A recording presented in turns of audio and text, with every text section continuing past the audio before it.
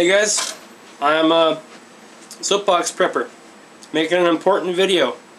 Gotta keep this one short and sweet. I don't really have a prescribed schedule, but I'm gonna figure this out.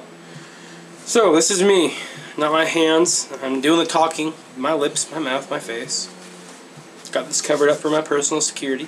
Because you don't know who's watching out there. I'm going to start this video off with a quote from Ayn Rand. If you've ever read her books, she's got some great books. They're pretty thick, but they're good reads if you ever get a chance. The man who lets a leader prescribe his course is a wreck being towed to the scrap heap. I have to say, I'm not going to be a wreck. So, all you anti-gunners out there, watch this and listen.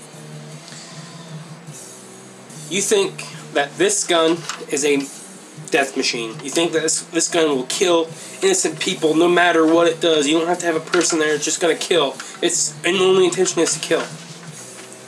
Granted, a firearm is a weapon. It's a tool used for numerous things. I could go hammer nails with this if I wanted to.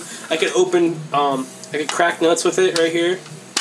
I could crack nuts with it right here. I could open a door with it if I really needed to. It's a master key. You know, it's a master key.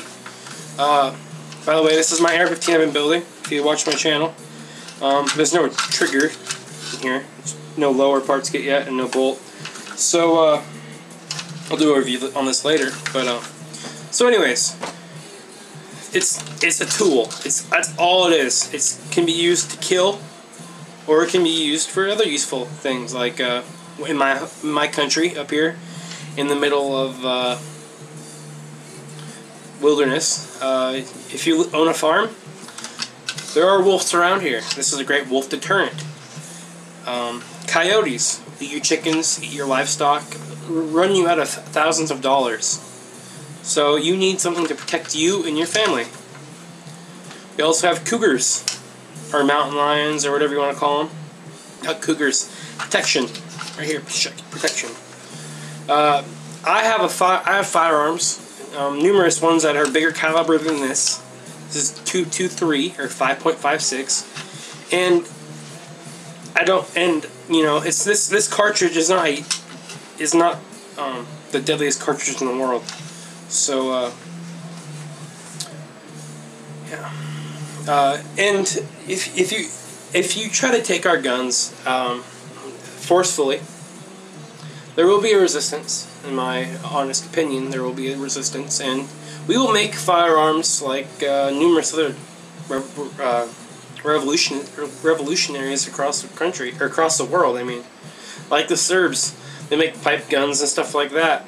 Still work. We can print magazines on 3D printers. New inventions, and I actually have some CAD files for 30 round mags. This is a 45 round mag. I call it the human killer. No, I don't call it that. It's just a magazine. It's an inanimate piece of plastic that's got a spring in it. That's all it is.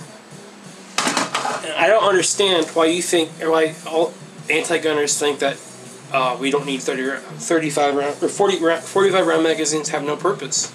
If you're a 3-gun competition shooter, which I like watching 3-gun competitions, some courses have 43 targets, 42 targets. You know, you need lots of ammo so you don't have to reload.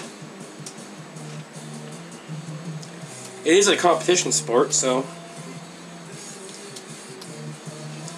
just because I own an AR-15 doesn't mean I'm going to go out tomorrow and gun down innocent people. I have a conscience.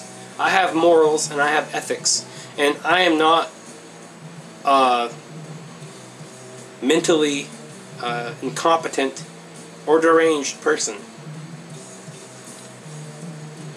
I think that this country needs a swift kick in the pants to realize that the problem is not with the tools. The problem is with the person operating them. Now, if we gunners have to make a compromise for universal background check, then fine. I'll compromise because I just want to get this thing over with. But I do like the idea of not having to do background checks. I've only done 3 background checks in my life, and I have more than 3 firearms. So, yeah. And I think that when people say, oh, 50% or 60% of the guns being bought are bought using background checks. Yeah, so what? People like the guy in Oregon, the guy who shot some people in the mall in Oregon, he didn't go through a background check. He didn't even buy from an individual. He went and stole a gun. Stole one. From a FFL holder. The DC sniper. He got his guns through a FFL. They didn't do a background check because they said, oh, you're trustworthy. You can go through here. I'm fine with doing background checks. I never failed one once in my life. I'm an honest citizen. Never charged of any crime. I don't do anything illegal. Maybe speed every now and then, but that's it. And for you to say, oh, I own a gun, I am an evil person, that is an infringement on my rights. And that's an insult to me. Just because one person commits a senseless act of violence means I can't own a firearm?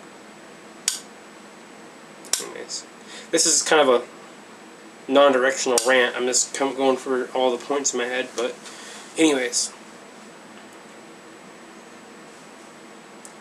I'm just tired of it. I think they want us to compromise, but that's all I'm going to compromise for is a universal background check. And I shouldn't even compromise for that. Because plain and simple, I don't believe in most of the gun control acts already proposed. Like the NFA Items Act back in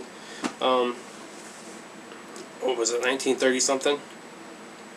Well, and also with the was it Firearms Protection Act, where we got rid of all machine guns? No. I think that you should be able to own a machine gun, or an RPG for that matter. Who's going to sell you one without a background check, though? Probably not anybody. I'll take the 20mm anti-tank rifle called the Lottie, used in Finland and against Russia in the Winter War.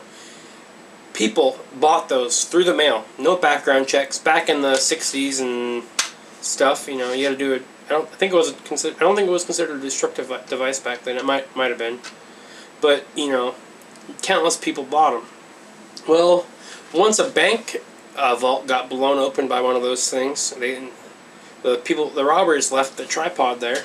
Well, they went door to door, whoever bought a Lottie, and asked, "Do you have a tripod?" And back then, people kind of understood the rights and said, "No," but like, "Well, can we come and look?" No, you can't come and look in my house. And it just because of one tool that was used improperly, everybody got their rights taken away. Anyways, put this little last quote for me in here. When the government plays dirty, it's time to play dirtier. Right now, I don't see that happening, but it will probably happen in the future. On another note, I'm sorry for the families of Chris Kyle and also John Noveski and Keith Ratliff. 3 young men that were killed in pretty odd ways.